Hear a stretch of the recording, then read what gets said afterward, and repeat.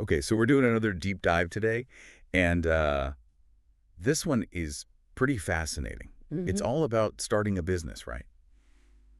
Which is something that I think is on a lot of people's minds these days. Absolutely, yeah. And we're looking at some promotional material today from a website called Angelic Wealth.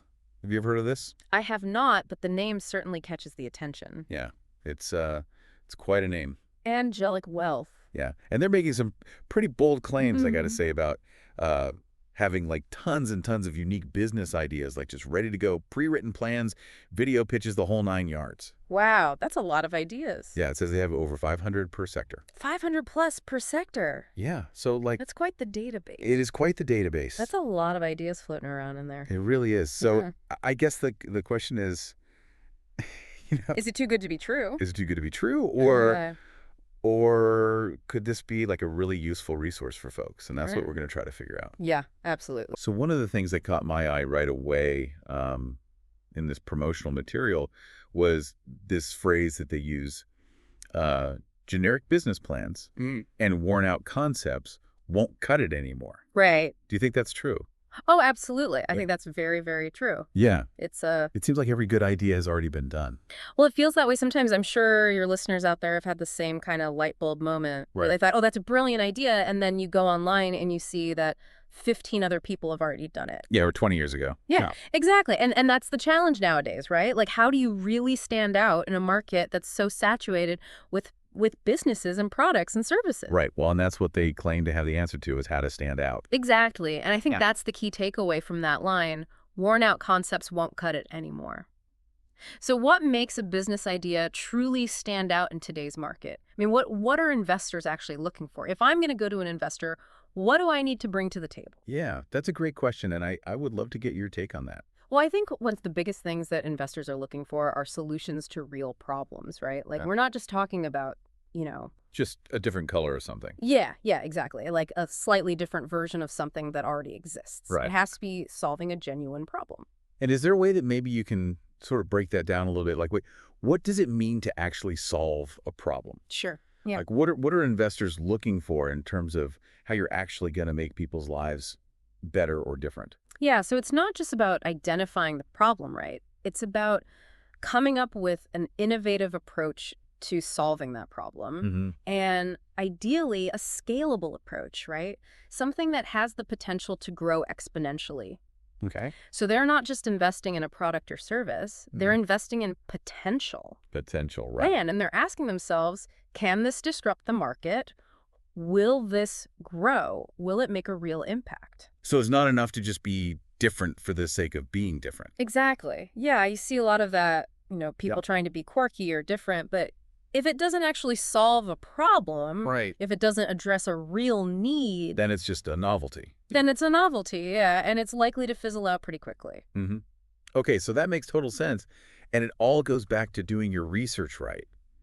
Like really understanding what the market needs, what the problems are, Absolutely. Yeah. before you even get to the point of trying to come up with an idea. Yeah, you got to do your due diligence, right? Yeah. You have to understand the landscape, the trends, Yeah. what are the emerging needs, what are the pain points that people are experiencing that aren't being addressed effectively. Mm-hmm. And that's where I think sometimes It gets tricky. it gets tricky. Yeah, because maybe you're not even aware of the problem Exactly. or the need. Or you're so focused on your own little bubble Right. that you're not seeing the bigger picture. Yeah. And so that brings us back to this Angelic Wealth website, Right. right? Because they claim to have Hundreds hundreds and hundreds of these like prepackaged. prepackaged, yeah, like ready to go business ideas. Yeah. So for someone who's listening to this and they're like, oh gosh, I can't even think of where to start with coming up with a new idea. Could something like this be a helpful tool?